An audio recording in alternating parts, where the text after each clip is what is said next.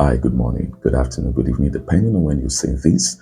And to those who are just seeing my video for the very first time this year, it's a happy new year to you. And of course, as we all know, 2025 holds so much in stock for you and for myself. But then there's a little twist here that it has so much in stock doesn't automatically mean that it is apportioned to you just because you have entered into the year. Like a friend will always say, life would not give to you what you just demand. You could demand for certain things, but if you are not prepared for them, you will never get them. So preparation is very, very much instrumental. And then I will tell you this for free, that one of the strategies of preparation for the year 2025 is the strategy of prayer. Oh yeah, you heard me right. And then somebody will say, oh, but Pastor Phil, we've been praying for a long time. How much have we really gotten out of the place of prayer? I'll tell you this, that you've done something for a long time and then you didn't see much result does not automatically validate that thing. We saw the Pharisees always praying. We saw Jesus praying.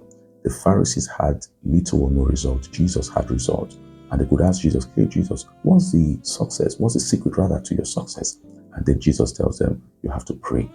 And then they see still the Pharisee who pray without result. They had to meet Jesus and tell you, hey, Jesus, please teach us to pray. So it is possible to pray and then to pray amiss. So it is possible for you to have been praying, but yet you have not understood how to engage in prayers. Now, the power in prayer, like we've also heard people say that there's power in prayer. And can I tell you this? When you hear a person tell you prayer isn't everything, check very carefully. Such people have no prayer life. So you don't take advice from them. Take advice from those who actually pray and have results. Now, let's get back to what I just said. One thing about prayer is that the power in prayer is not just because you are saying things, you're saying your desires. No. The power in prayer spurs from the understanding that you are engaging in spirits superior to you in knowledge, superior to you in capacities that are greater than your capacities. You are engaging in spirits that have access to certain things that you don't have access to.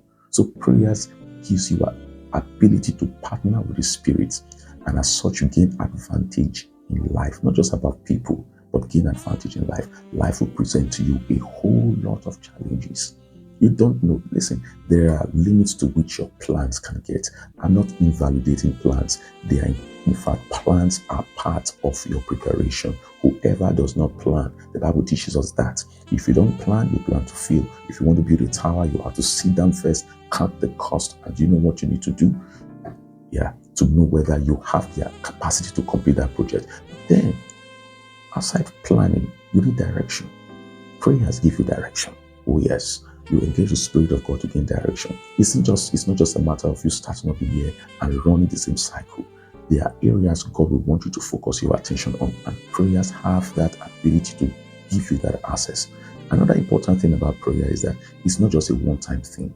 The power in prayer also lies in your consistency. Anything of worth that is worth doing, I tell you the truth, you need to be consistent at it often as possible. People who are not consistent, they might involve in what is profitable, but they don't get the dividends out of it. And that is why the scripture clearly tells us, don't be weary in doing good, for in due time you'll get the result.